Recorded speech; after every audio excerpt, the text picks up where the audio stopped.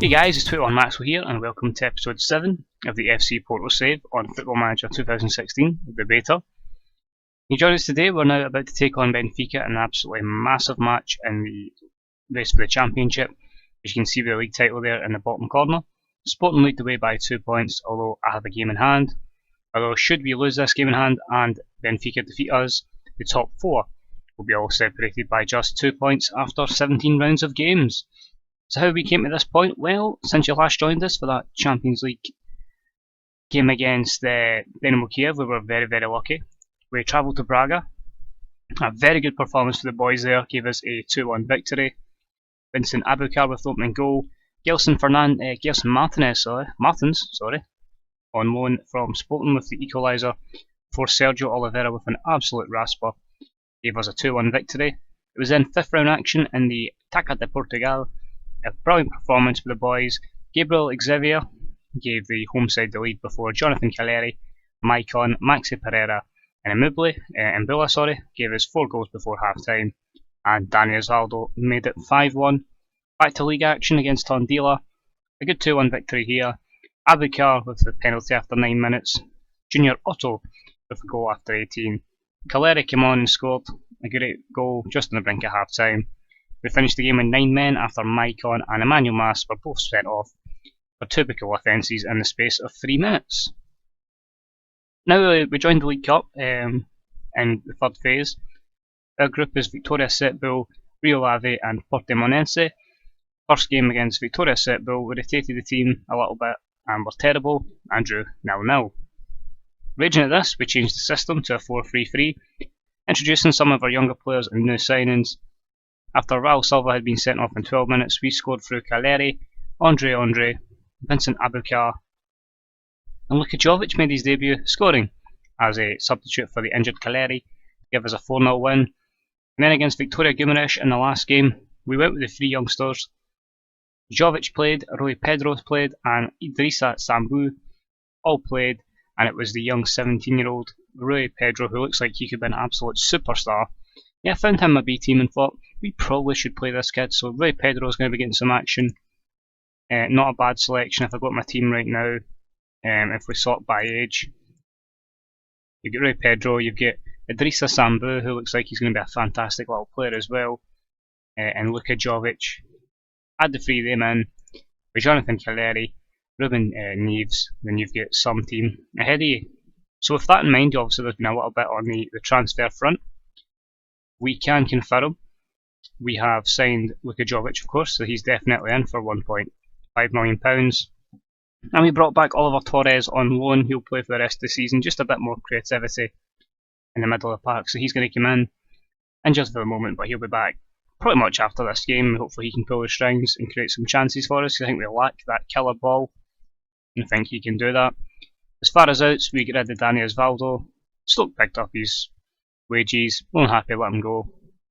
He was alright, but to be honest, I'm quite happy with Abukar, Caleri, and then the younger boys coming through. We also have a future transfer, a pre-contract agreed. 2 players, obviously Sergio Diaz, we mentioned the last time. He'll be coming in the summer, another youngster to add to the strike force. And a pre-contract has been agreed for Nicolas Nkulu, 25, he's going to be 26 when he signs. Room to probably sell him on for a good bit of profit as well. Get a couple of teams to sign him. I think he's solid. He's always been good in FM. And the fact that we stopped Bayern, Lazio and Man United signing him, 3 big teams. Hopefully we get him. Apart from that, we're looking at a few players. We were unlucky and denied for Joel Matip. He went to Bayern Munich. We were rejected for Leon Goretzka. We may try again for Denis Cheryshev just to bring some width into the team. As I said, we're playing 3-4-3, sorry. We also had Walter come back from his loan spell. Him and Kelvin are back. Walter came in his first game and had 3 assists. The second game is pretty poor, so he'll be playing. But the team to play against Benfica away, so a nice easy game for this one. Casillas Marcano, Martin Zinde, Maicon, Emmanuel Mas, Mbula, Andre, Maxi Pereira, and the front 3 of Walter, Abukar and Luka Jovic. Giving us the subs of Hilton, Ali Sissoko, Yacine Brahimi, Christian Tello, Danilo Pereira, Hector Herrera and Rui Pedro. So a lot in the line for this one as we try and break into the top place, although Benfica could make this very interesting. It seems like they're going to play a 4-2-4, pretty much similar to how my West Ham team is set up, with the two deep line midfielders, Tilla Luan and Gaitan, to support Talisca and Raul Jimenez. So we'll see how we go. I'm hoping for a good performance here. Whether we get it is a different matter, because the team's been very inconsistent.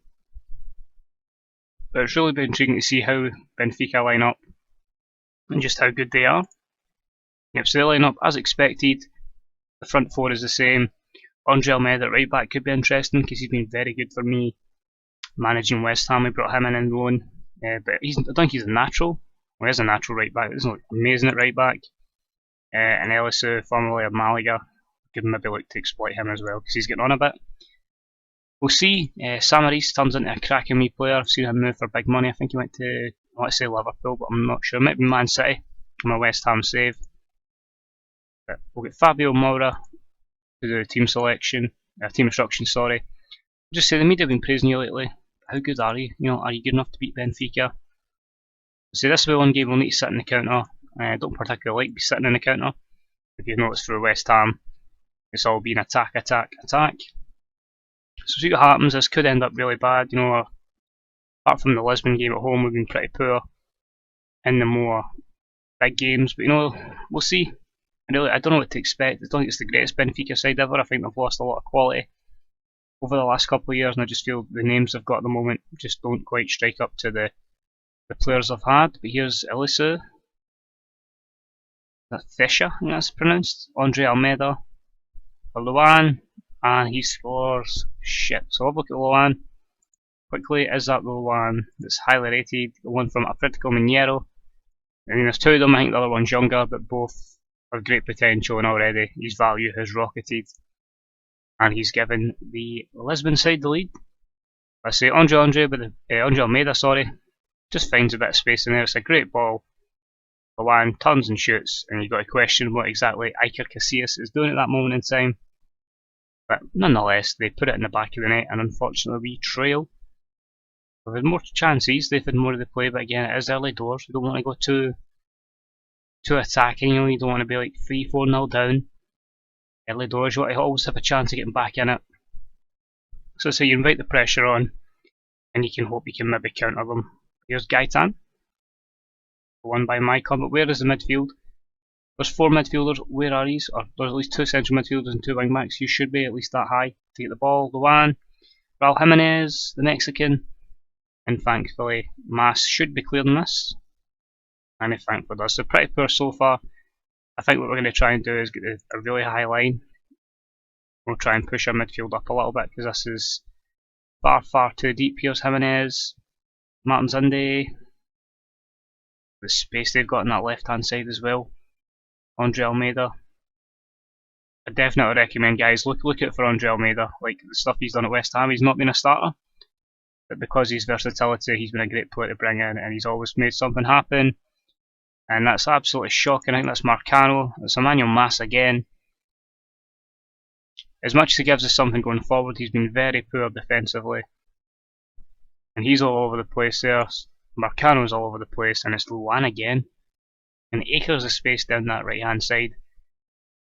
Down our left, giving us so many problems. And you got to feel this is not going to be a good day for Porto. It could be a humbling.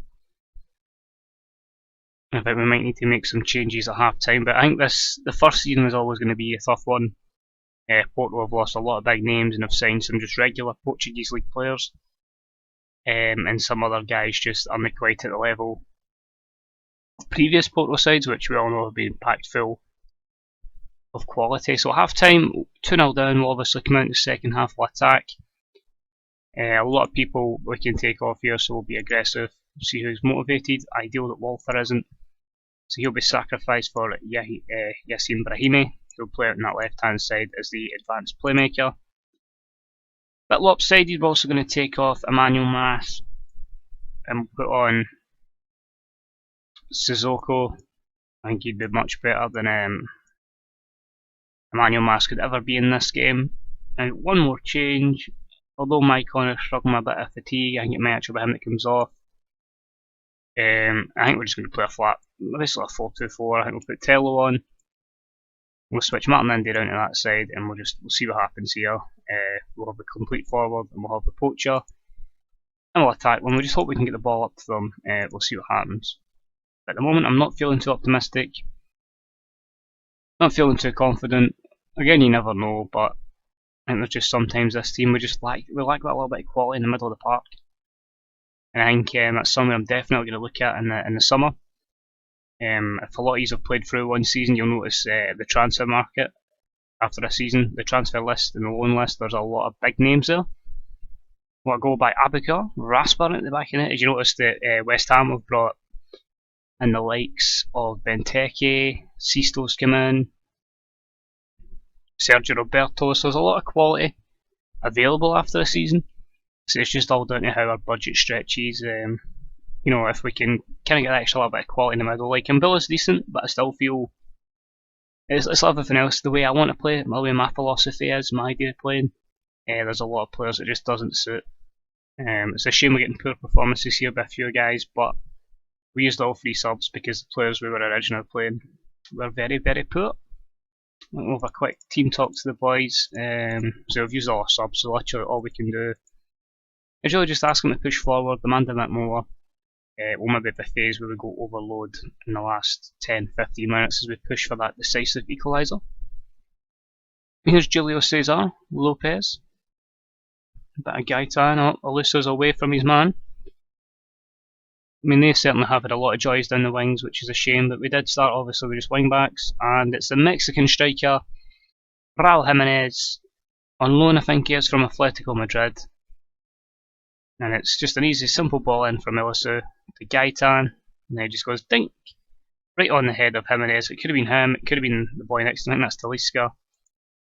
Yep, Talisca, either of them could have put that in the back of the net.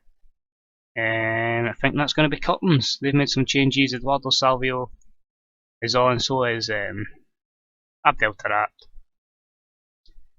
Disappointing so far, 3-1. I'd like to think we could maybe come back into it, but FM usually when you're 3-1 down, it doesn't look like we'll come back in. But one quick goal could change that. Here's Abukar.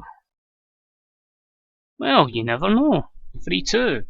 They brought on Lautaro Acosta, following. A good ball in there, Abukar just drives in, pace and power, and he slots it. There's a little toe poke by Julio Cesar, and well, 3-2, 15 minutes roughly now. You never know. Sometimes overload's good, but sometimes it just doesn't work. You don't get a highlight from it. Right, we'll go overload again. We'll get the team talk, just say to the boys, just go aggressively, and we'll just say to them, push forward, see if they can push forward, try and get us up one more goal. 3 minutes to go, we are now going to have to go route 1. See if that gets us in. Enjoy. I think we're just going to be too little too late. Give me one last chance. Come on FM, don't be that guy. One more chance. Nah, it's going to be them. Elisa. Unless we can get one amazing break here. Here's Abukar, maybe. That's an absolutely fantastic tackle from Samaras. So it was a lot closer than it looked like it was going to be at one point. We'll say to the boys, sort of match we should be winning. Try and motivate them. Just lost out in possession, pretty even game in chances, but they were way out in front, maybe eased out a little. Means we're going to be sitting in 3rd place going forward, but there's only 4 points separating ourselves, Sporting, Benfica and Braga. That makes it for a very exciting title race as we head towards the second half of the season. The only worrying thing is, we're going to have to beat Benfica at home to make sure we get the better head-to-head, because I believe this league is structured on head-to-head rather than anything else. Let's just have a quick look. League sorting rules, results between teams. Yep, so head-to-head before goal difference, so we need to make sure in the return game near the end of the season we manage to get the result. So that's going to be it for this video, guys. I hope you enjoyed it despite the poor result. As I say, there's always going to be challenges along the way. It's up to how we respond from this and how we overcome it. So hopefully we can sort ourselves out in this window and really kick on in the second half of the season. Sort of play for, we could finish 4th, we could finish 1st. Who knows? It's going to be fun. I'm really looking forward to it. It's going to be a proper title race. So thank you for watching, guys. If you enjoyed the episode, don't be afraid to hit that like button. If you've got any comments, if you're managing in Portugal yourself, let me know how you're getting on in the comments section below. And if you'd like to know how I'm getting on with West Ham, I was streaming that most evenings, sometimes late night, sometimes in the 7 to 10:30 slot. But if you'd like to watch that, all you have to do is look for me on Twitch at 21Maxwell as well. Drop us a wee follow on there, and I'll let you know when I do go live. And of course, you can follow me on Twitter, which is 21Maxwell as well. And if you like this Porto stuff, don't be afraid to hit the sub button, and everything will drop into your sub boxes when a Porto video goes live and when the new series start, when the full game comes out. But thank you for watching, guys. Enjoy FM16, and I'll see you all real soon. Bye bye.